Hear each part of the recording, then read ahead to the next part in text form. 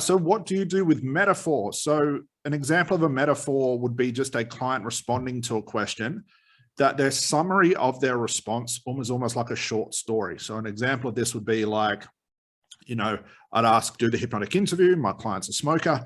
And he says something like, I can't quit smoking and it feels like my feet are stuck in mud. That's just an example of a metaphor. What do you do with those things? Well, there's many things you can do. The best and easiest thing to do is put their attention on the metaphor. Start to ask them questions about their metaphor. What does it mean to them? Why did they say that? How is being stuck in mud, similar to not being able to quit smoking? Because simply put, a metaphor is just the unconscious moment. It's an unconscious moment that is expressing itself.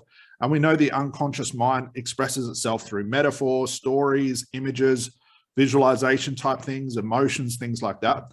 So it's quite cool when a client gives you a metaphor. Easy thing to do, repeat it back to them, ask them questions about it, investigate the metaphor. Don't ignore it. Don't add your own to it. Don't put a spin on it.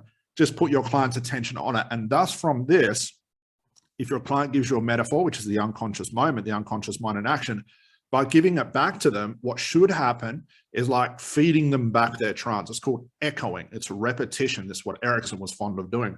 Client gives a metaphor, repeat it back, investigate the metaphor, put their attention, which is really the fuel for trance, onto that metaphor. Thus, the metaphor will deepen the trance as a whole.